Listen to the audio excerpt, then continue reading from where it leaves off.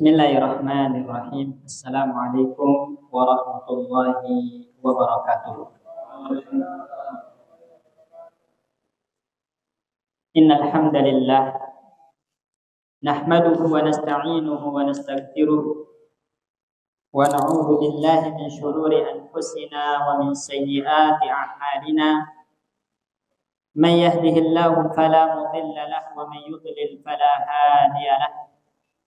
وأشهد أن لا إله إلا الله وحده لا شريك له وأشهد أن محمدا عبده ورسوله اللهم صل وسلم وبارك على نبينا ورسولنا محمد وعلى آله وأصحابه ومن تبعهم بإحسان إلى يوم القيامة وبعد سبحانك لا علم لنا إلا ما علمتنا إنك أنت العليم الحكيم ربنا علمنا ما ينفعنا وانفعنا بما علمتنا وزدنا علما رب اشرح لي صدري ويسر لي أمري واحلل عقدة من لساني يفقهوا قولي.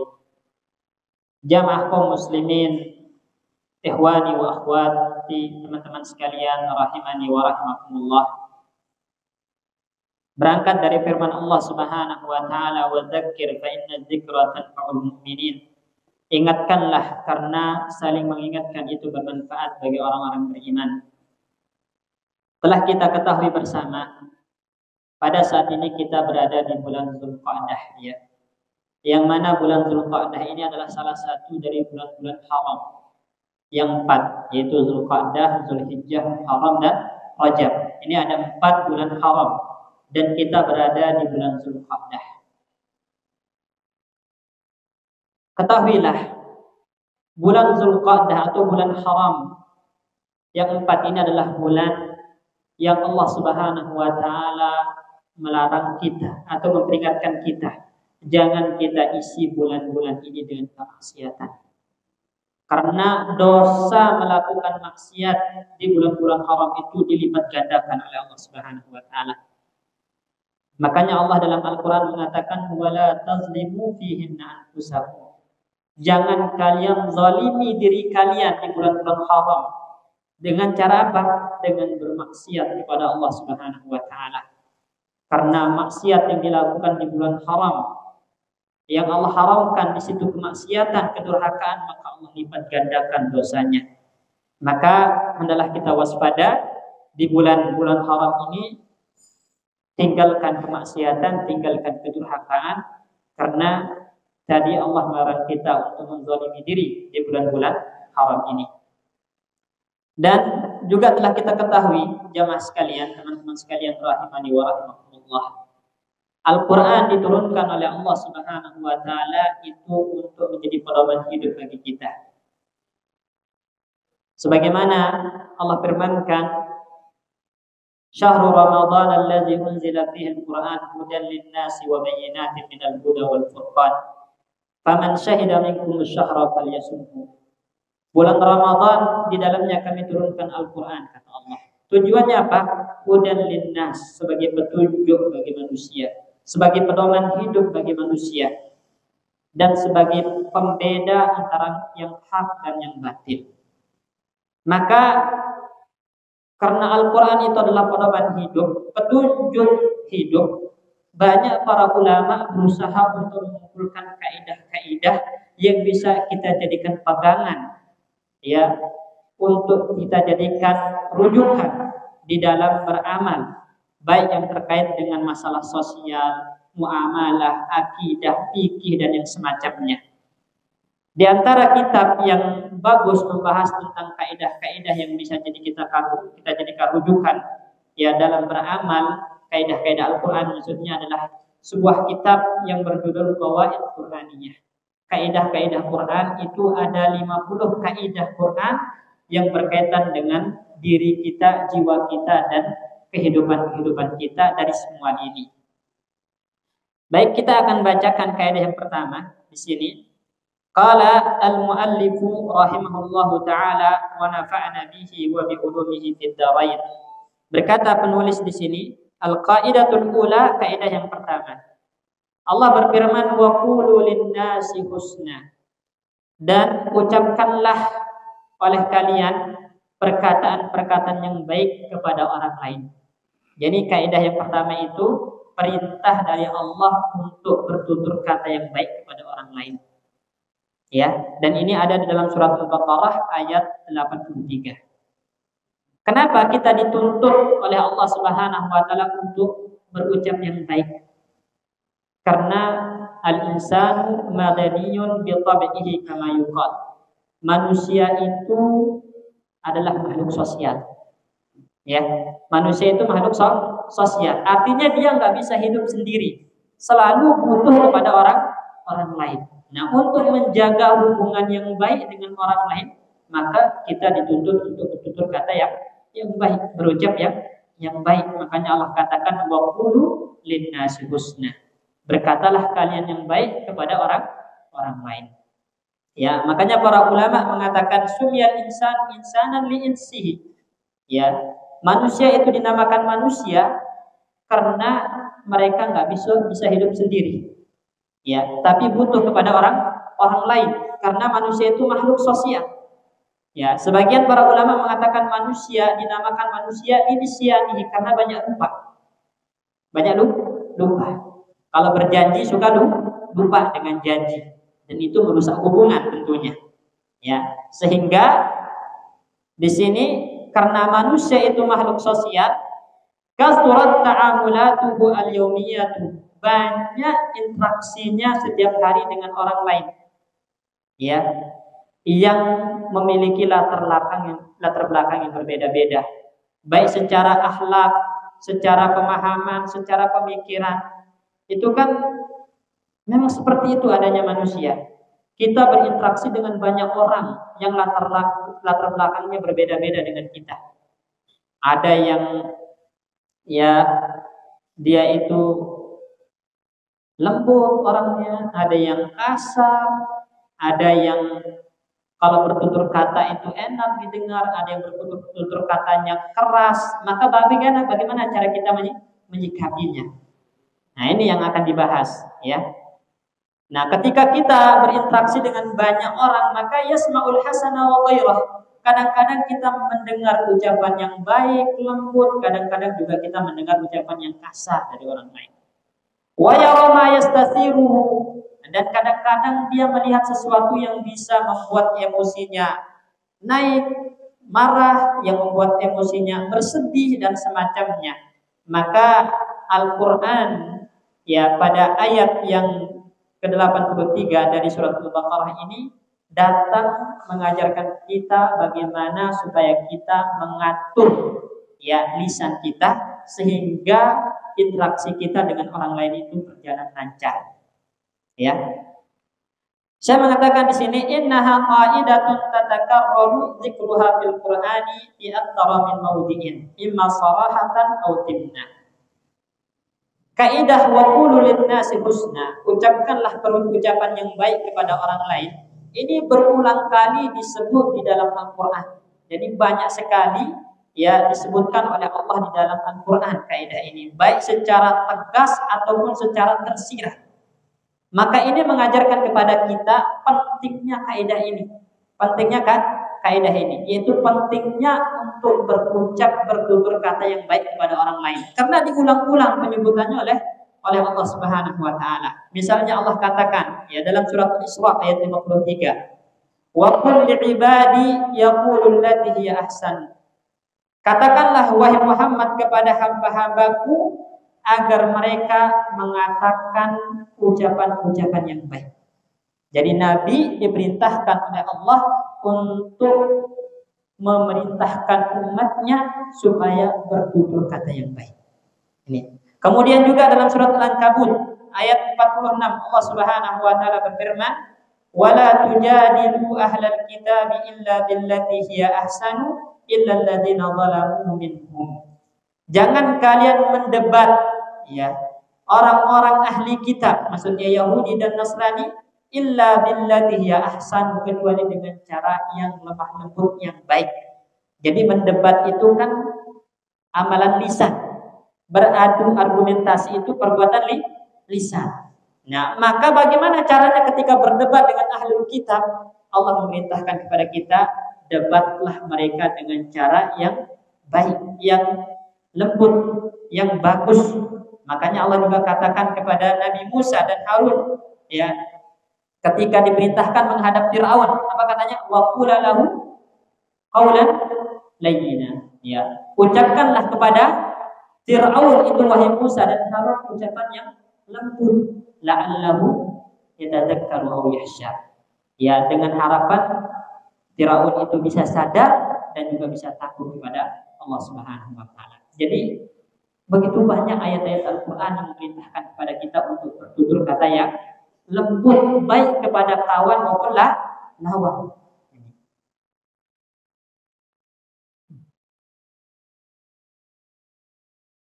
Kemudian saya mengatakan di sini, idzan ta'ammal fi qoulihi wa qulu lin-nasi husna. Jadi coba perhatikan kata beliau, firman Allah Subhanahu wa taala, wa qulu lin-nasi husna. Ucapkan ucapan yang baik kepada manusia, kepada orang lain. Ayat ini kata beliau, konteksnya adalah perintah Allah kepada Bani Israel. Konteksnya adalah perintah Allah kepada Bani Israel. Tapi ingat, kaidah dalam ilmu tafsir menyatakan itu al-ibrah bi umumil lafzi la bi khususis sabab. Yang menjadi patokan itu keumuman lafaz bukan kekhususan sebab. Ya, ayatnya memang khusus. Perintahnya untuk Bani Israel, tapi lafaznya umum, sehingga ini juga berlaku pada kita umat Islam. Gitu. Ya, jadi perintah untuk bertutur kata yang baik ini berlaku juga kepada kita umat Islam. Artinya gini, bila Allah memerintahkan Bani Israel dulu untuk bertutur kata yang baik, maka nahnu aula, kita lebih pantas, lebih layak untuk bertutur kata yang baik. Ya, fastabiqul khairat, bukankah kita dituntut untuk berlomba-lomba dalam kebaikan? Masa mau kalah dengan Bani Israel gitu. Wa hiya fi suratin madaniyatin wahya suratul Baqarah. Ayat ini ya berada pada suratul Baqarah dan termasuk surat Madaniyah. Artinya turun setelah Rasulullah hijrah ke kota Madinah. Karena Rasulullah berinteraksi dengan orang-orang Yahudi itu kapan? Setelah hijrah ke kota Madinah. Makanya ayat ini termasuk Madaniyah. Sebelumnya dalam surat Makkiyah, sebelumnya maksudnya ayat Al-Ankabut, surat Al-Ankabut ayat ke-46 itu, dan surat Al-Isra ayat ke-53 itu termasuk surat Makkiyah. Ya, Allah perintahkan secara umum. Wa qul li ibadi yaqulu allati hiya ahsan. Perintahkan kepada hamba-hambaku supaya mereka mengatakan ucapan-ucapan yang baik. Jadi ini umum, tidak berkaitan dengan Bani Israel. Semua hamba-hamba Allah. Nah, hamba-hamba Allah itu ada dua macam. Ada hamba yang sifatnya khusus atau yang dikenal dengan ummatul ijabah. Ummatul ijabah. Umat yang menjawab dakwahnya Rasulullah. Dia muslim. Ini namanya ibadatul khassah, hamba-hamba khusus. Ada yang namanya hamba-hamba yang bersifat umum. Ya, bersifat umum. Ini namanya ummatud dakwah. Hamba-hamba yang diseru untuk yang didakwahkan. Ya, siapa mereka? Semuanya. Mau dia muslim, mau dia kafir kan didakwahkan untuk beriman kepada Allah. Itu namanya ummatud dakwah. Jadi dia hamba-hamba yang levelnya lebih umum. Ya. Maka jadi qul li ibadiyah, katakanlah kepada hamba-hambaku, termasuk yang muslim ataupun yang kafir, supaya mereka bertutur kata yang baik. Ya, ini. Jadi ayatnya umum. Nah, umum mencangkut ya kita sebagai orang-orang mukmin maupun orang-orang yang non muslim. Allah tuntut mereka untuk bertutur kata yang baik. Kemudian saya mengatakan di sini, idzan fanahnu amama awamir muhkamah. Jadi kita dihadapkan dalam perintah atau di hadapan perintah yang sifatnya pasti. Ya, pasti. Dalam artian apa? Enggak boleh enggak kita jalani. Harus dijalani. Kenapa? Karena enggak ada celah antum sebagai hamba yang beriman dituntut juga untuk bertutur kata yang baik.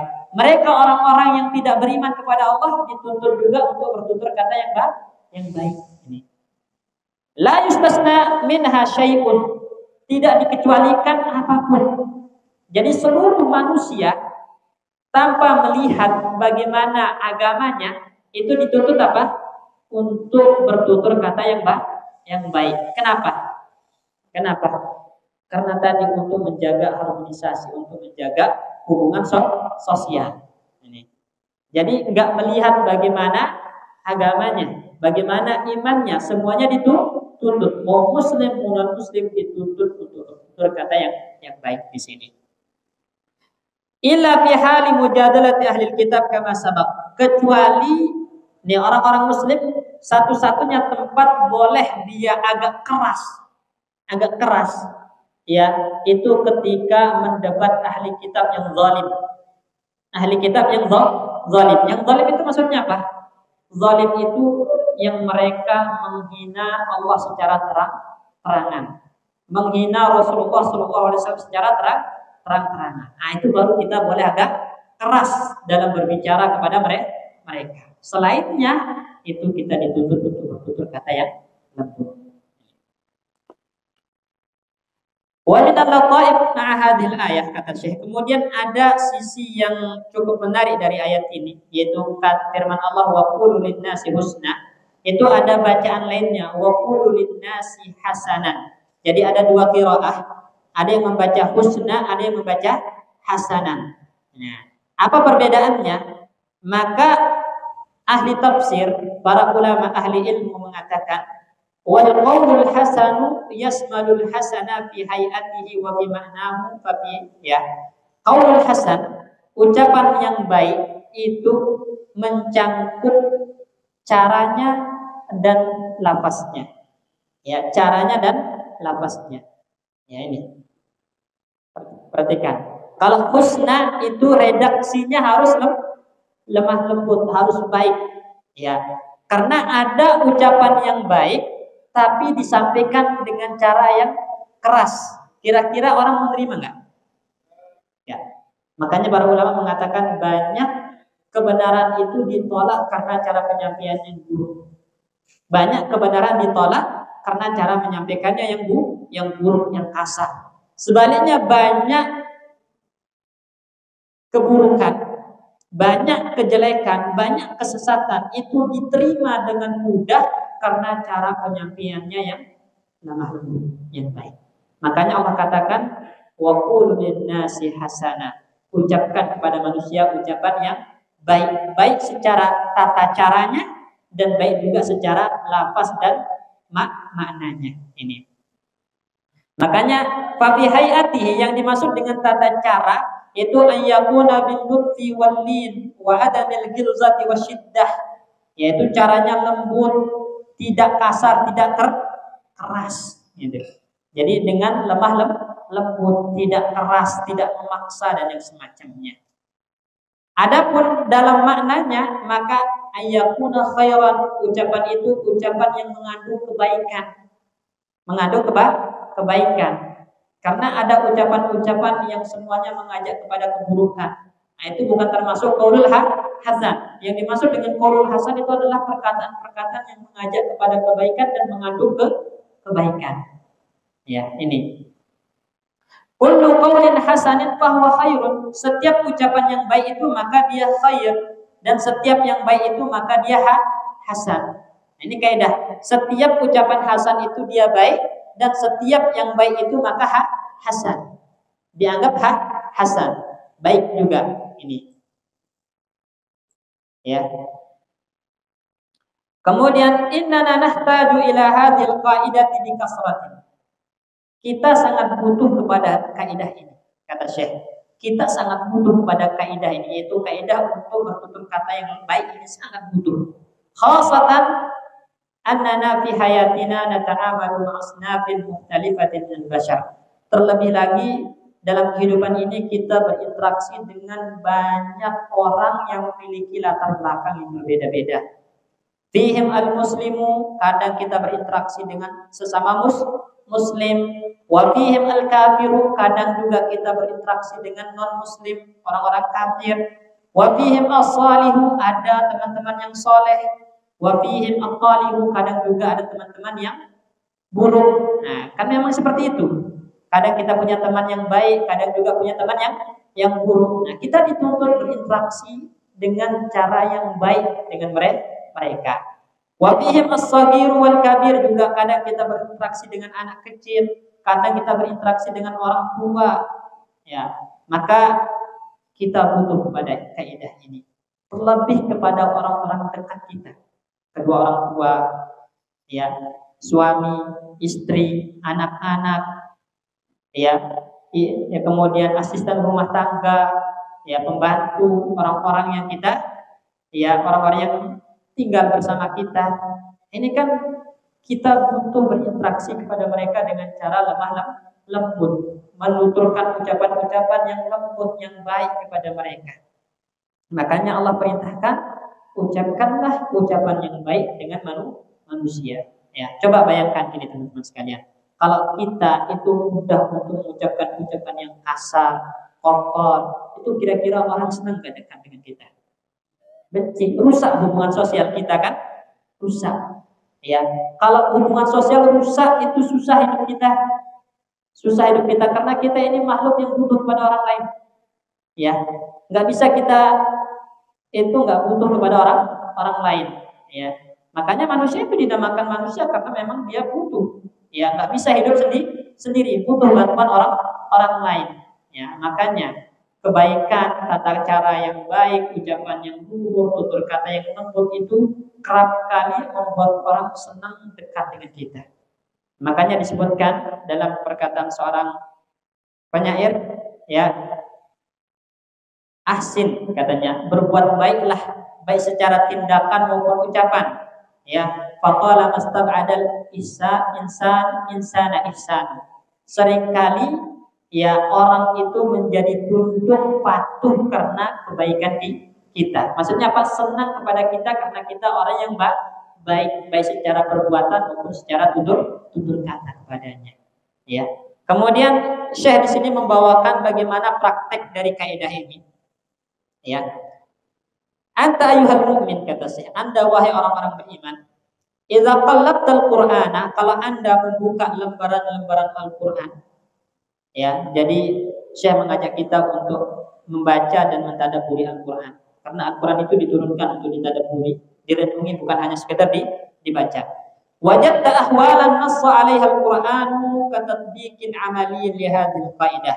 Maka pasti Anda akan dapati keadaan-keadaan, kondisi-kondisi yang menjelaskan praktek ya nyata dari kaidah ini.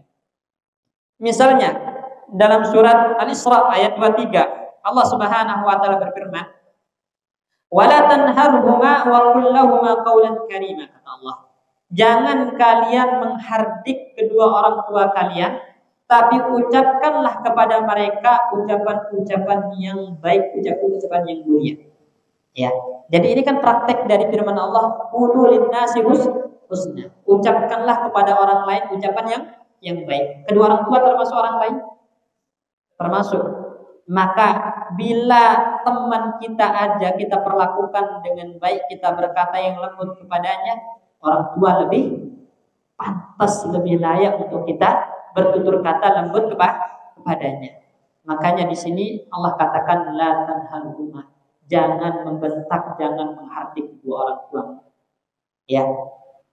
Nah, larangan di sini kata para ulama tufidut tahrim, menunjukkan haramnya perbuatan membentak dan menghardik kedua orang tua. Itu termasuk uququl walidain, durhaka kepada orang tua. Ya. Dan durhaka kepada orang tua itu dosa besar.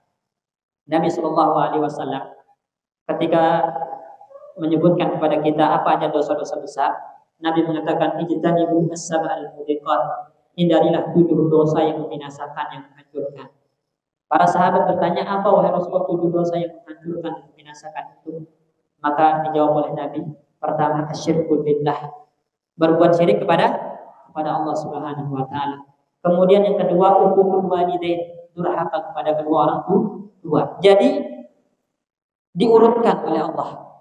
Syirik itu dosa paling besar. Kemudian setelahnya apa? Durhaka kepada orang tua. Jadi satu-satunya dosa yang langsung digandengkan dari segi besarnya dengan syirik itu apa?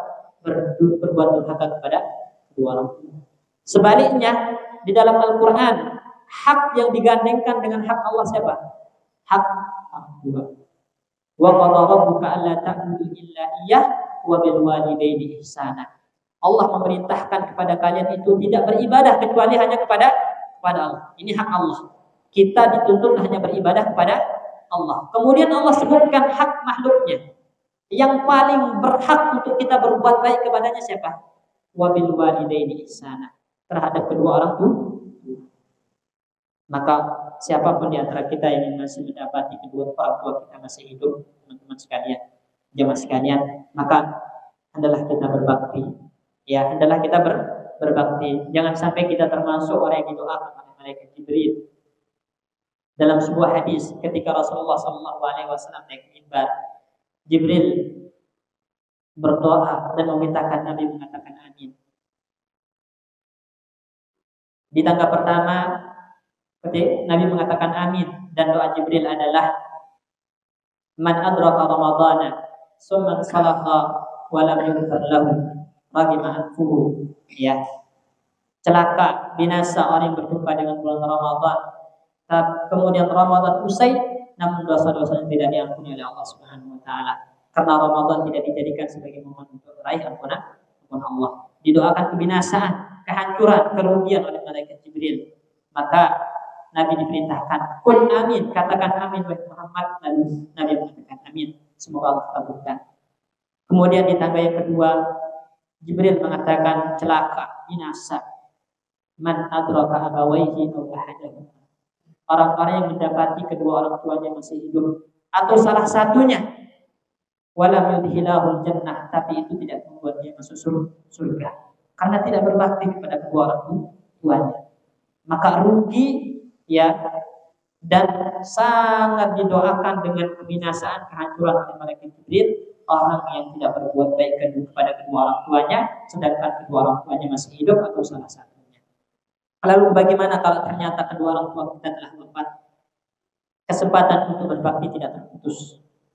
Ya, caranya adalah jaga hubungan baik dengan orang-orang yang kedua orang tua kita menjaga hubungan baik dengannya. Jadi orang tua kita itu punya teman-teman, punya sahabat yang mana semasa hidupnya mungkin hubungannya dijaga, maka kita langsungkan ya menjaga hubungan tersebut. Itu salah satu cara kita berbakti kepada orang tua setelah wafat. Ya, dulu orang tua semasa hidup sering ziarah ke fulan misalnya, ke fulan, maka setelah orang tua wafat kita yang lanjutkan kebiasaan tersebut.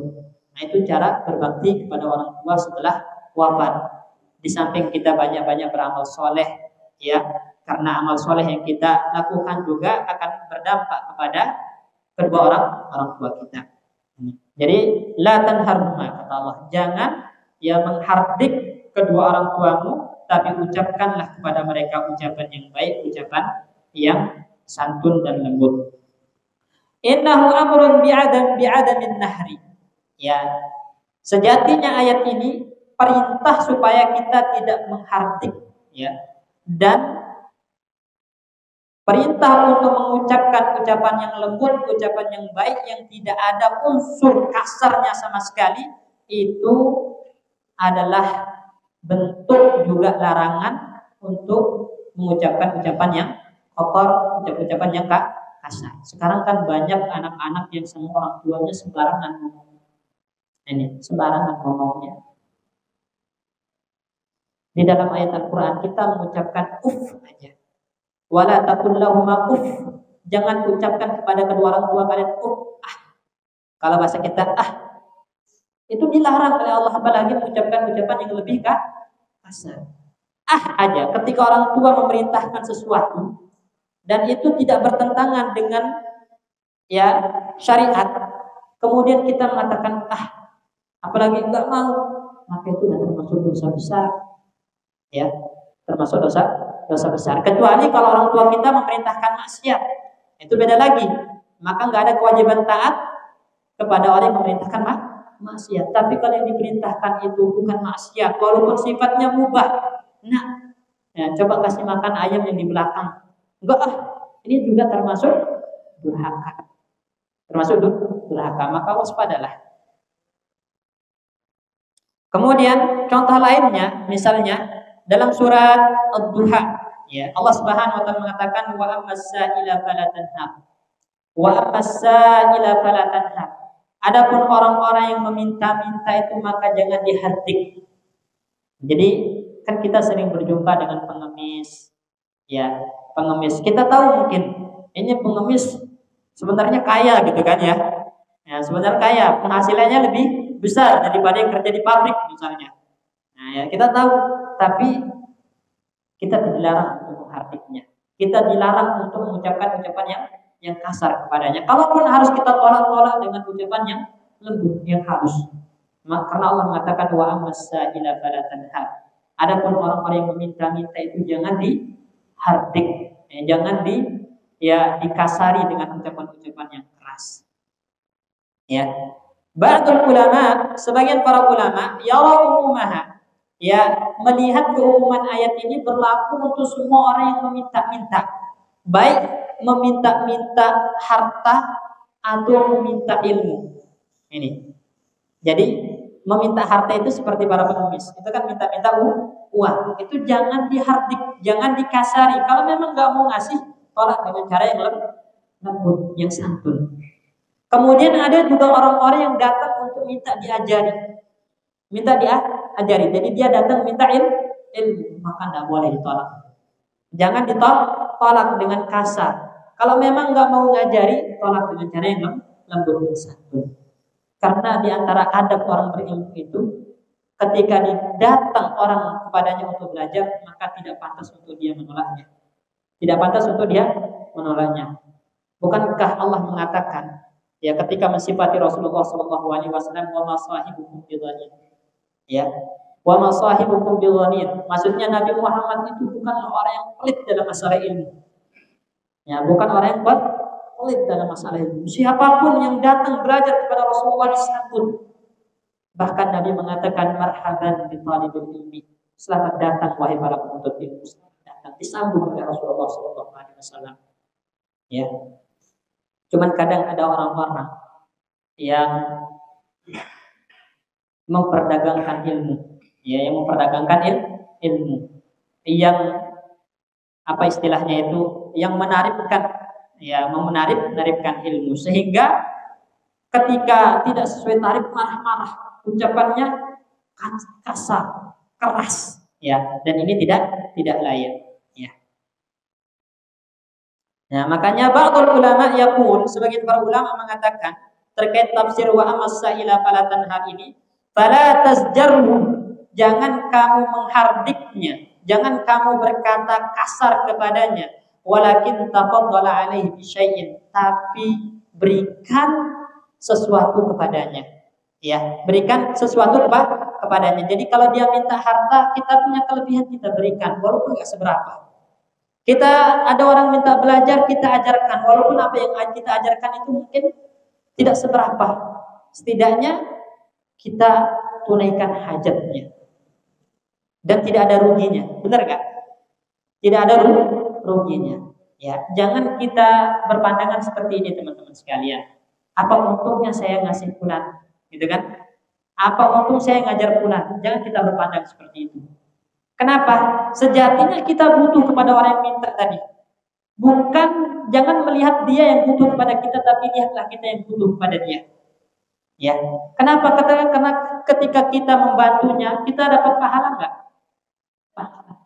Kalau kita ikhlas, berkahnya kembali kepada kita. Pahalanya kembali kepada kita. Dan pahala itu bisa membuat kita itu dimasukkan ke dalam surga Allah Subhanahu wa taala. Kita nggak tahu jamaah sekalian amalan mana yang mendatangkan ridho Allah. Kadang bisa uang 2.000 yang kita kasih kepada orang yang minta-minta itu ternyata yang mendatangkan rahmat Allah. Kita nggak tahu. Makanya amalan kecil itu jangan diremehkan. La tahqiranna minal ma'rufi syai'a, kata Nabi. Jangan pernah meremehkan amalan baik sekecil apapun, walau antal qaha biwajhin talib. Meskipun Anda bertemu dengan teman Anda dalam keadaan wajah yang berseri-seri, senyum, tidak cemberut. Nah, bisa jadi dengan wajah senyum, berseri-seri ketika berjumpa itu membuat hatinya bahagia, senang, dan memasukkan kebahagiaan kepada hati seorang mukmin. Itu salah satu amalan yang bisa memasukkan surga. Nabi Shallallahu Alaihi Wasallam bertanya, ayu amalin ya yudkhilul jannah. Amalan apa yang bisa memasukkan saya ke surga? Maka diantaranya Nabi mengatakan antum ila surura fi qalbi mu'min, memasukkan perasaan gembira, senang pada hati seorang mukmin. Kita senyum ya terhadap saudara itu kadang bisa membuat dia senang. Bisa jadi itu membuat kita masuk surga. Jangan diremehkan. Orang Allah Subhanahu wa taala aja mengampuni seorang pelacur yang kasih minum seekor anjing gitu kan. Lalu bagaimana dengan kita yang berbuat baik kepada seorang mukmin yang lainnya? Maka jangan pernah diremehkan. Perbuatan baik sekecil apapun. Ya, jadi tafaddal alaihi bisyai. Ya, berikan sesuatu yang membuatnya senang, yang menunaikan hajatnya.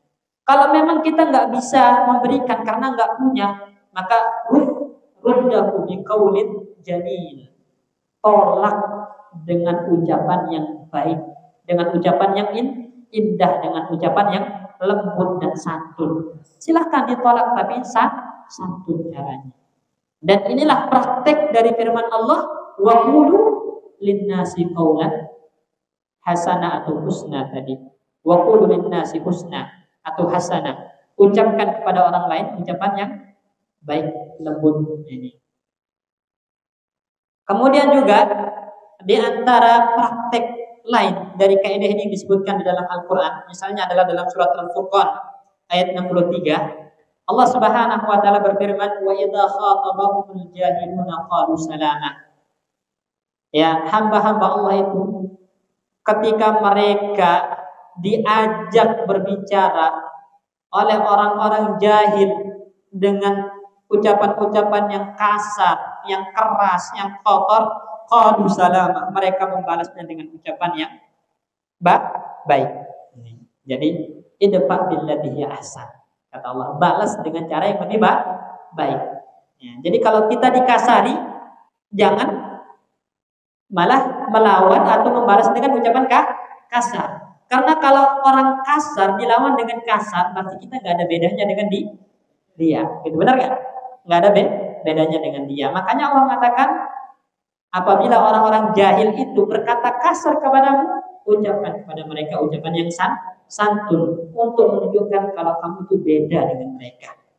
Ya, jadi bukan karena kita nggak mampu membalasnya dengan kekasaran, tapi kita ingin tunjukkan kalau kita ini adalah orang mulia, ya, bukan orang hina, ya, bukan orang hina yang gampang berucap ucapan yang kotor.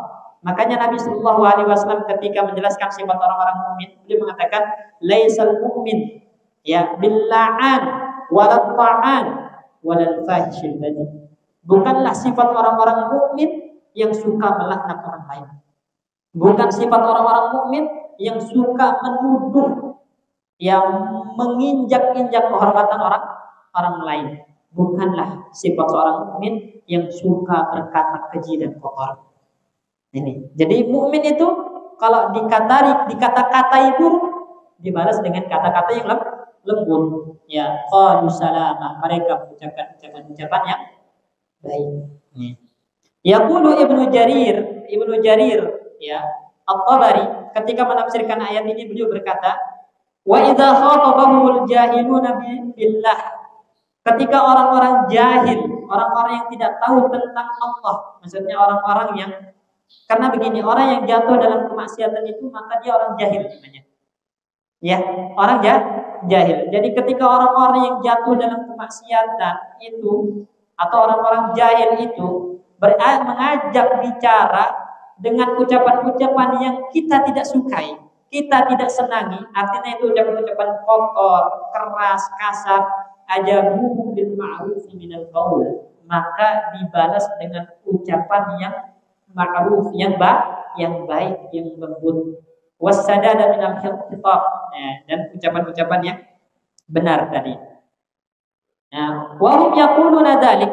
Ya, ketika mereka membalas dengan ucapan yang lembut, yang baik itu la an-dhafin, bukan karena lemah, bukan karena enggak mampu membalas dengan ucapan yang semisal, yang sama-sama kotor dan kerasnya, bukan lemah, bukan enggak mampu.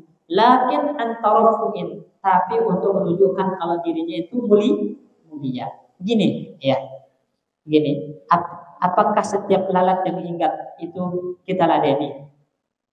Ya, apakah setiap lalat yang hinggap itu antum ladeni? Berarti lalat itu terlalu mulia untuk menghabiskan waktu kita, benar nggak? Ya, maksudnya apa? Apakah setiap orang yang berkata kotor kepada kita itu kita harus ladeni? Berarti orang ini terlalu mulia untuk menghabiskan waktu kita. Padahal ada hal-hal lain yang lebih penting yang harus kita lakukan daripada meladeni ya mereka dengan membalas ucapan-ucapan kotor mereka ini. Wala an ajzin, ya bukan karena tidak mampu, tapi an istilahin, tapi menunjukkan kalau derajatnya lebih tinggi. Ya, wa an siyanatin lil waqti wal juhdi, dan juga untuk menjaga waktu supaya tidak menyia-nyiakan waktu. Ya, untuk dihabiskan waktu tersebut dengan seseorang yang tidak pantas ya untuk kita perhatikan ya. Jadi orang mulia itu kan tidak pantas menghabiskan waktunya untuk sesuatu yang hina, benar gak? Ya, orang mulia itu harus menghabiskan waktunya untuk sesuatu yang lebih mulia. Makanya jangan dibalas ya ucapan buruk orang dengan ucapan buruk, karena itu membuat kita tidak berbeda dengannya. Kemudian saya mengatakan di sini wa innama mimma yusifu alaihi, ya, namun termasuk sesuatu yang membuat miris ayyaral insan kasratal kharqi li hadhihi al-qaidah fi waqi ummatil Qur'an. Ayyaral insan, dilihat banyak orang-orang itu tidak melaksanakan atau tidak mengaplikasikan kaidah ini. Ya, kaidah ini padahal kita ini ummatul Qur'an. Umat yang menjadikan Al-Qur'an sebagai pedoman hidup. Namun banyak di antara kita tidak mempraktikkan kaidah ini, kata beliau. Ya, sebaliknya orang-orang yang bukan umatul Qur'an, maksudnya orang-orang yang tidak menjadikan Al-Qur'an sebagai pedoman hidupnya, orang-orang non-muslim itu banyak di antara mereka yang mempraktikkan kaidah ini. Makanya beliau mengatakan di sini, "Tara man yubasyiruna bin nasraniyah." Maka Anda lihat itu banyak orang-orang yang mendakwahkan agama Nasrani, itu maksudnya para ya apa istilahnya? Misionaris ya. Para misionaris itu yahrisuna ala tatbiqi hadhihi qaidah. Mereka semangat untuk mempraktikkan kaidah ini. Min ajli kasbin nas ila dinihim al-mansub bil Islam, supaya orang-orang masuk agama mereka. Ya. Coba antum lihat ya biarawan atau biarawati itu ketika mengajak ya orang masuk Nasrani itu lemah lembut ya. Ana pernah ada jamaah cerita itu satu keluarganya orang Jawa Tengah itu Jogja masuk Nasrani. Kemudian kok bisa Pak, tanya. Cara mengajarnya itu santun, lembut itu, terus enggak putus asa. Setiap hari datang bawa apa gitu. Kemudian ngajarnya dengan bahasa yang lembut, santun. Akhirnya satu keluarganya pun berubah. Ya. Makanya tadi kita bilang banyak kebatilan, kesesatan itu diterima karena cara penyampaian yang baik tadi, dengan tutur kata yang baik.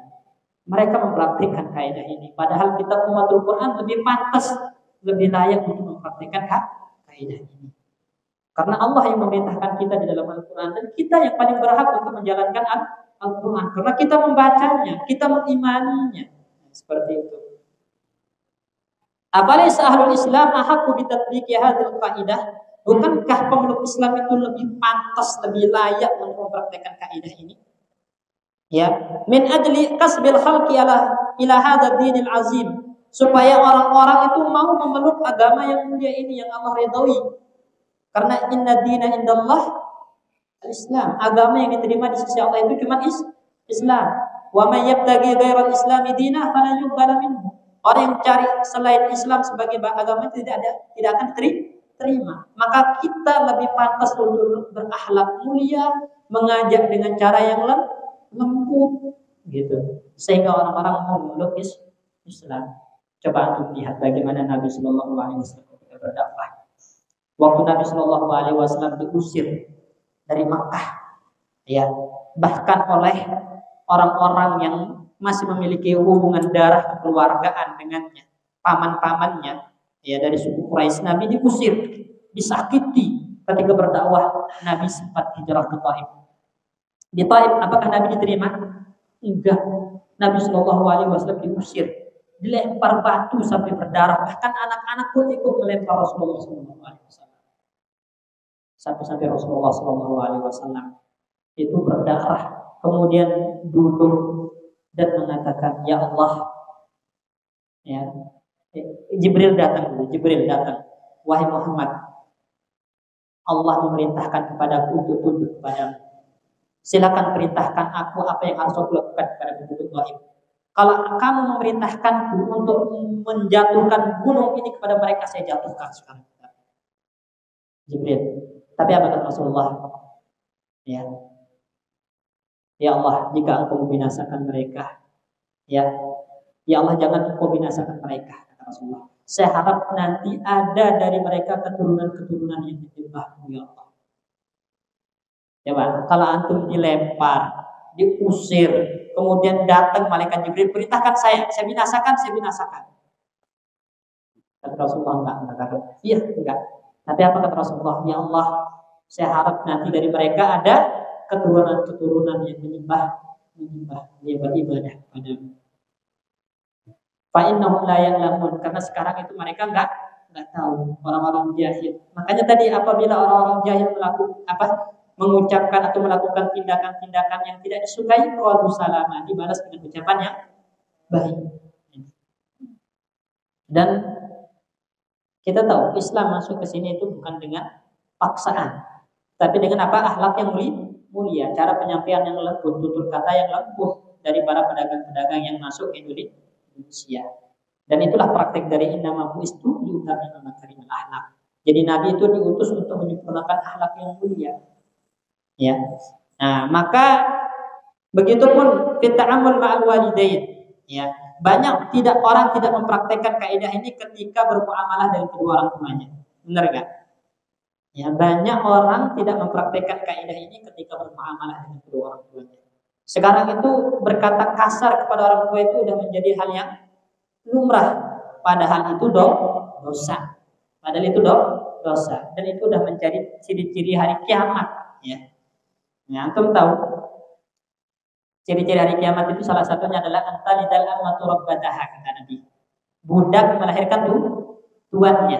Apa maksudnya? Budak melahirkan tuannya. Ibnu Hajar al-Asqalani dalam Fathul Bari mengatakan, banyak anak-anak itu memperlakukan orang tuanya seperti budak. Itu maksudnya antalidal amatu rabbataha, itu banyak anak-anak memperlakukan orang tuanya seperti budak. Ya. Orang tuanya disuruh ngurus anaknya, gitu kan?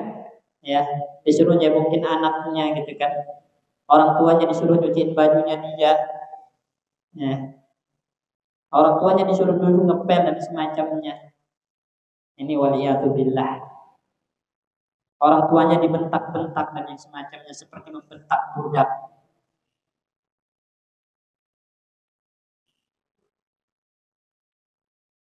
Kemudian jam berapa maghrib? Ya, kita satu lagi, ya. Ta'amul ma'ahadi tarfail hayati zaujiyah. Ini banyak juga orang-orang tidak mempraktekkan kaidah ini ketika bermuamalah dengan suami istrinya. Ya, jadi pasutri itu banyak tidak mempraktekkan kaidah ini. Ya. Ya, padahal orang yang paling berhak kita bergauli dengan baik setelah orang tua itu siapa? Pasangan kita. Dan Nabi Shallallahu Alaihi Wasallam mengatakan, khairukum li ahli wa ana khairukum li ahli. Sebaik-baik orang di antara kalian adalah yang paling baik memperlakukan keluarganya, memperlakukan istrinya, dan saya adalah orang yang paling baik memperlakukan istri saya, kata Nabi Muhammad SAW. Ya. Dan Allah katakan wa ashiruhunna bil ma'ruf. Pergaulilah istri kalian itu dengan cara yang ma'ruf, wahai para laki-laki. Begitupun sebaliknya, antum tahu kenapa banyak wanita masuk neraka? Karena suka ingkar, kufur nikmat terhadap kebaikan-kebaikan suaminya. Nabi Shallallahu Alaihi Wasallam mengatakan, "Ra'aitu aktsara ahli nari an-nisa." Saya melihat kebanyakan penduduk api neraka itu wanita. Kemudian kenapa? Yukthirna al-la'na wa yakfurna al-ashir. Karena banyak wanita melakukan perbuatan laknat. Ya, contohnya demi mempercantik diri sampai alisnya dikuris habis. Ya, kemudian diganti sama apa itu namanya? Dilukis-lukis gitu, ya. Dan wa yakfurna al-ashir. Kufur nikmat terhadap kebaikan-kebaikan suaminya. Ya, suaminya melakukan kebaikan begitu banyak. Kemudian satu salah suaminya mungkin gak nurutin kemauannya apa karena suaminya lagi gak punya. Terus, ngamuk-ngamuk, kamu ini ya gak pernah membahagiakan aku. Padahal baru saat itu aja. Itu yakfurna al-ashir namanya. Ini udah termasuk bukan ucapan yang baik. Kenapa? Karena bisa menyinggung perasaan. Sebelum kita melanjutkan kepada sesi pertanyaan, silakan ditulis jika ada yang ditanyakan. Kemudian kita lanjutkan dulu sebentar. Ya, yang keempat dan yang kelima, banyak orang tidak mempraktekkan kaidah ini terkait dengan anak-anak dan pembantu rumah tangga mereka. Ya, jadi ketika anak melakukan kesalahan yang tidak fatal, itu suka mencaci maki anaknya sendiri.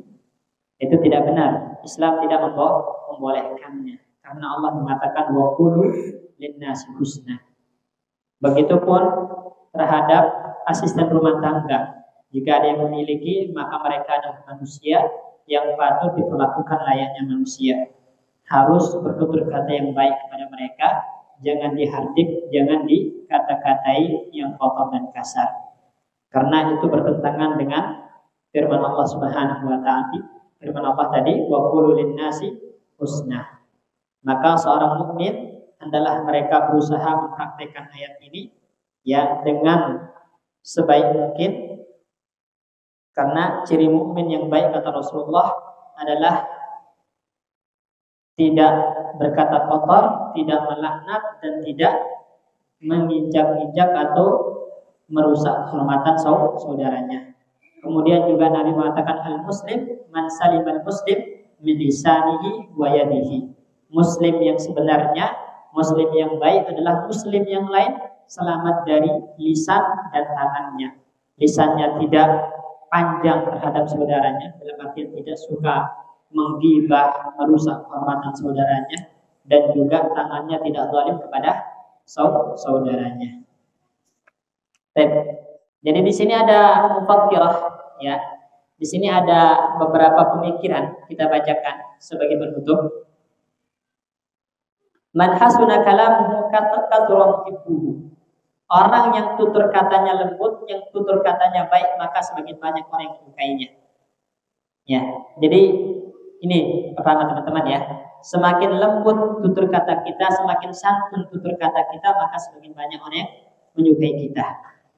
Husnul qawli kama yakunu fil jawab wa huwa kadzalika fis su'ali wal khitab wal hiwar fi sya'nika kulli. Ucapan yang baik itu bukan hanya sekedar ketika menjawab, tapi juga ketika kita bertanya harus dengan lembut, santun. Ya, ketika kita mengajak orang lain berbicara juga harus dengan lembut dan santun. Ketika berdialog, berdiskusi, maka juga dituntut dengan bahasa yang santun. Dan di semua kondisi kita dituntut untuk menjadi orang yang santun, yang bertutur kata yang lembut dan baik. Kemudian yang ketiga, man ta'ammala 'alima anna husnal qawli yahfadun nafsa wal waqta wal mala wal juhda. Ya, kalau kita perhatikan, maka kita akan mengetahui tutur kata yang baik, tutur kata yang lembut itu bisa menjaga jiwa kita. Ya, orang sungkan juga kalau menyakiti orang yang bertutur kata lembut. Ya, orang sungkan mendzalimi orang baik gitu kan. Jadi tutur kata yang lembut itu bisa menjaga kita. Kemudian juga bisa menjaga waktu kita. Waktu kita. Jadi ketika dihina, dicaci, kita jawab dengan cara yang lembut. Semoga Allah memberikan hidayah kepada antum. Kemudian ditinggalkan. Kan hebat waktu. Coba antum kalau balas. Nah, dikasarin terus dibalas dengan bahasa yang kasar semakin panjang. Di situ ada waktu yang terbuang. Jadi menjaga waktu kita. Kemudian juga menjaga harta kita. Ya, biasanya orang-orang itu ya suka diambil barangnya, dicuri karena dia juga orang yang membuat orang lain dendam kepadanya. Ya. Kemudian manjahada nafsahu ala husnil qaul i'tada alaihi wa urifa bihi. Barang siapa yang membiasakan dirinya bertutur kata yang baik, maka dia akan terbiasa dengan hal tersebut dan dikenal menjadi orang yang santun. Jadi memang butuh untuk dibiasakan. Makanya jihad itu bukan hanya jihad di medan perang. Ya, jihad yang pertama kali itu adalah jihad melawan diri kita. Jihad melawan diri kita dari akhlak yang tercela, dari akhlak yang buruk, dari perbuatan yang jelek, dari maksiat menjadi yang taat. Itu jihad yang pertama sebelum kita dituntut untuk jihad ke medan perang. Ya. Barakallahu fikum. Ini terkait kaidah yang pertama dari 50 kaidah seputar ya kaidah-kaidah Al-Quran yang berkaitan dengan jiwa dan kehidupan kita. Kaidah yang pertama tadi apa? Wa qulu linnasi husna. Ya, ucapkanlah atau bertuturlah dengan tutur yang baik dan lembut kepada orang lain. Semoga kita bisa mempraktekannya. Dan insya Allah jika ada kesempatan lain nanti kita akan berpindah ke kaidah yang kedua, yaitu yang terkait tentang bagaimana sikap kita ketika mendapatkan takdir yang tidak mengenakan. Nah, ini insyaallah. Barakallahu fikum. Kita tutup dengan doa kafaratul majlis. Ya. Assalamualaikum warahmatullahi wabarakatuh.